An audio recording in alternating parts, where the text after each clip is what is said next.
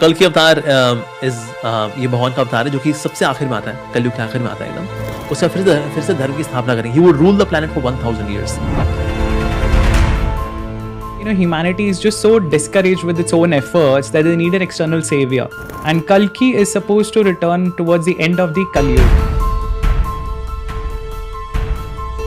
Tens and hundreds of quotations only from Veda talking about Prophet Muhammad sallallahu alaihi wasallam. यानी युग युग में जब भी परेशानी आएंगी इस धरती पे तो मैं एक रूप हासिल करूंगा, अवतार। उसमें पता चलता है जिसे हम कहते हैं पैगंबर, पैगंबर आखिरी अवतार कौन है? कल के अवतार।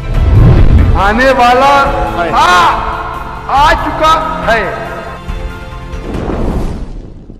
आज इस रोए ज़मीन पर मौजूद 4000 से भी ज़्यादा मज़ाहिब इंसान के सामने 4000 मुख्तलिफ़ खुदाओं, किताबों और अक़ीदों को पेश करती हैं, जिन्हें हमने आसमानी और ज़मीनी मज़ाहिब में तकसीम कर दिया है।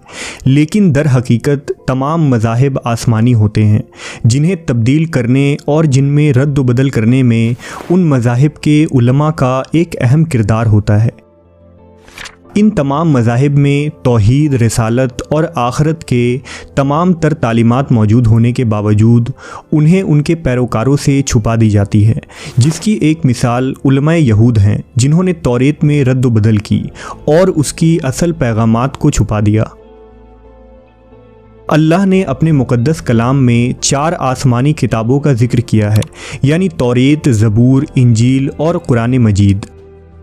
लेकिन इंसानी तारीख़ के इस 1000 साला वक्त में इन 4 किताबों के अलावा भी बेशुमार पैगंबरों पर सहीफ़े और किताबें नाजिल हुईं, जिसकी मिसाल आदम अलैहिस्सलाम के बेटे हज़रत सीस पर नाजिल शुदा सहीफ़ा, हज़रत इब्राहीम पर उतारे गए सहीफ़े और इदरीस अलैहिस्सलाम का सहीफ़ा यानी हन्नोक की किताब है, जिन्हें कुरान मजीद में सूफ़े ऊला कहा गया है, जिसके माने सबसे पहले सहीफ़े और बिखरे हुए औराक हैं।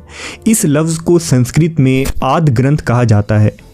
ये अव्वलीन सहीफ़े या आद ग्रंथ कहीं गायब नहीं हुए, बल्कि दुनिया में आज भी मुख्तलिफ़ नामों से मौजूद हैं। और यही नहीं, बल्कि उनमें लिखी बातें और पेशन गोइयाँ किसी हैरान कुन मुआजिज़े से कम नहीं। उन्हीं आद ग्रंथ में हिंदू धर्म की मशहूर किताब वेद है। दरअसल हिंदू या सनातन मज़हब दुनिया की कदीम तरीन मज़ाहिब में एक है। इस मज़हब के मुक़द्दस किताबों के मुताले से पता चलता है कि हज़रत नूह अलैहिस्सलाम के ज़माने में हिंदुस्तान में इस मज़हब का ज़हूर हुआ था।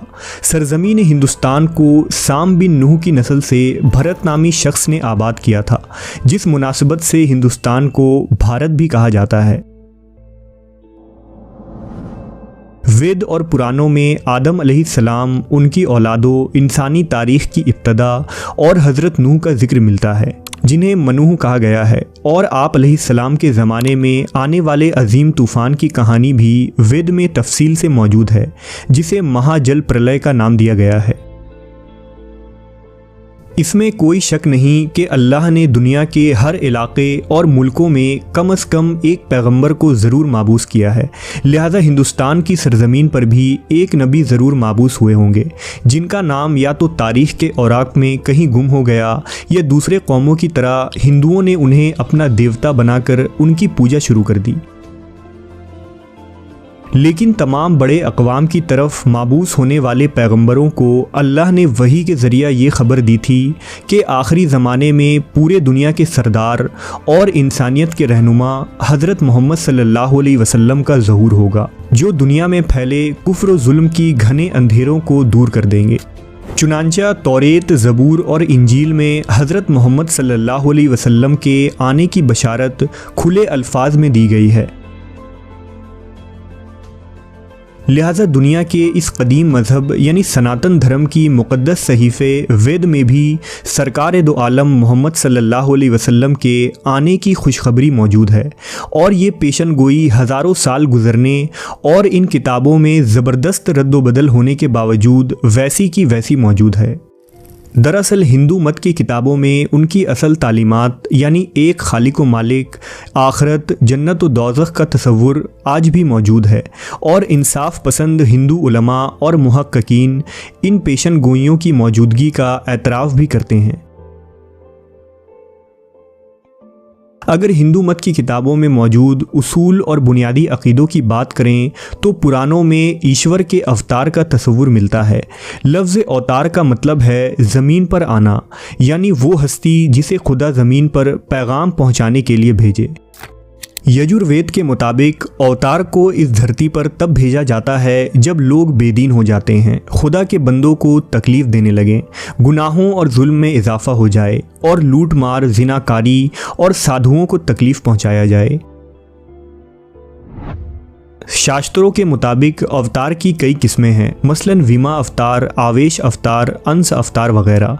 मज़ीद ये कि हिंदू मत के तमाम देवताओं मसलन ब्रह्मा, राम और विष्णु के 10 से लेकर 24 अवतार हैं जो हर युग में इंसानियत की रहनुमाई के लिए और बुराई के ख़ात्मे के खातिर पैदा होते हैं।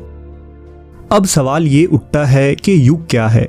तो दरअसल हिंदू पुराणों और सहीफ़ों के मुताबिक वक्त को 4 हिस्सों में बांटा गया है: सतयुग, त्रेता युग, द्वापर युग और कलयुग। पांडवों के ज़हूर के बाद कलयुग की इब्तिदा हुई, जिसमें हम अभी जी रहे हैं। इस युग में बुराई और गुनाहों की ज़्यादती और नेकी को बहुत ही कम बताया गया है।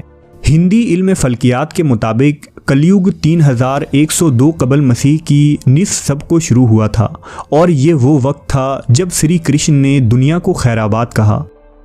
इन तमाम युगों में हिंदू देवता विष्णु के 9 अवतारों को इस ज़मीन पर भेजा गया था, जिन्होंने लोगों को राह रास्त पर लाया और गुनाह और बुराई का खात्मा किया।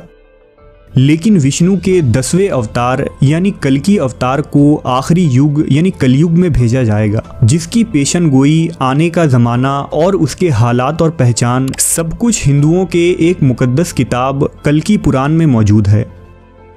अगर कल्कि पुराण की माने तो कल्कि अवतार को कलयुग में आना है और जो इंसानियत का मसीहा होगा। दूसरी तरफ जब हम पैगंबर इस्लाम हज़रत मोहम्मद सल्लल्लाहु अलैहि वसल्लम की सीरत का मुताला करते हैं तो ये बात आईने की तरह साफ नज़र आती है कि कल्कि अवतार कोई और नहीं बल्कि मोहम्मद सल्लल्लाहु अलैहि वसल्लम ही हैं। पुराणों और शास्त्रों के मुताबिक कल्कि अवतार एक द्वीप यानी जजीरा में पैदा होगा और हज़रत मोहम्मद भी जजीरा अरब में पैदा हुए थे। पेशन गोइयों के मुताबिक कल्कि सुम्बुल नामी गांव में पैदा होगा और उसका जन्म एक बड़े पुरोहित के घर होगा। अगर लफ्ज़ शुम्बुल का तर्जुमा करें तो इसका मतलब अमन का इलाका है और नबी सल्लल्लाहु अलैहि वसल्लम भी अमन की जगह यानी मक्का में पैदा हुए और बड़े पुरोहित से मुराद जनाब अब्दुल मुतल्लिब हैं जो हरम के मुतवल्ली और आपके दादा थे। कल्कि पुराण के मुताबिक कल्कि पहाड़ की तरफ जाएगा और परशुराम से ज्ञान हासिल करेगा और बाद में उत्तर की जानिब जाएगा, फिर वापस आ जाएगा। ये पेशन गोई आप सल्लल्लाहु अलैहि वसल्लम की ज़िंदगी से बिल्कुल मुमासिल है। चुनांचा आप सल्लल्लाहु अलैहि वसल्लम मक्का के पहाड़ियों में चले गए थे और जिब्राइल से वही हासिल की, फिर शुमाल की जानिब यानी मदीना मुनव्वरा तशरीफ़ ले गए और वहाँ एक मुद्दत गुजारकर वापस अपनी मकाम यानी मक्का का दौरा किया।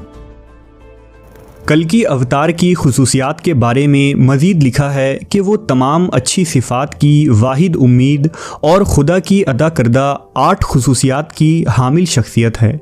वो दुनिया का सरदार है जो देवदात नामी घोड़े पर सवारी करेगा और बुराई फैलाने वालों को अपनी तलवार से हलाक करेगा। उस ज़माने में आखिरी अवतार के ज़रिया कली यानी शैतान की हार होगी। नबी सल्लल्लाहु अलैहि वसल्लम के मामले में ये पेशन गोई भी हकीकत के ऐन मुताबिक है। हुजूर और आपके साथियों ने पूरे सरजमीन अरब से कुफ्र और बातिल निज़ाम का ख़ात्मा किया और उस वक्त की आलमी ताकतों यानी रोम और फ़ारिस को फ़तह करके 1400 साल पहले इस पेशन गोई की तकमील की थी। रही बात देवदात यानी खुदाई घोड़े पर सवारी की, तो सफ़र मिराज में हुजूर का बुराक पर सवारी करना इस बशारत की भी मिज़दाक होती है। कल्कि पुराण की एक और श्लोक के मुताबिक कल्कि अपने 4 साथियों के साथ मिलकर शैतान को तबाह करेगा।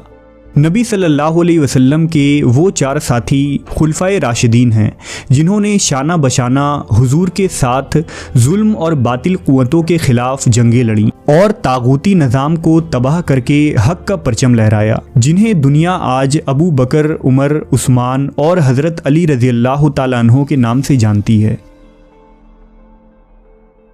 अगर कल्कि अवतार की पेशन गोइयाँ और मोहम्मद सल्लल्लाहु अलैहि वसल्लम की सीरत को मिलाया जाए तो एक एक लफ्ज़ सदाकत की गवाही देती नज़र आती है, और पूरे हिंदुस्तान में तो क्या पूरी दुनिया में भी कल्कि अवतार सिवाय आप सल्लल्लाहु अलैहि वसल्लम के और कोई दूसरा हो ही नहीं सकता। पंडित वेद प्रकाश अपने अल्फाज में इस किताब में लिखते हैं कि हिंदू मत के समझने और मानने वाले अभी तक कल्कि अवतार के आने का इंतज़ार कर रहे हैं। उनका ये इंतज़ार ऐसा है जो कि क़यामत तक ख़त्म होने वाला नहीं है, क्योंकि ये जिस आला हस्ती का इंतज़ार कर रहे हैं उस मुक़द्दस हस्ती का ज़हूर इस दुनिया में हो चुका है, और वो अपना काम मुकम्मल करके 1400 साल कबल ही इस दुनिया से रहलत फरमा गए हैं। पूरी इंसानियत की फ़लाह व कामयाबी आखिरी नबी हज़रत मोहम्मद सल्लल्लाहु अलैहि वसल्लम और उनके पैगाम को मान लेने में ही है।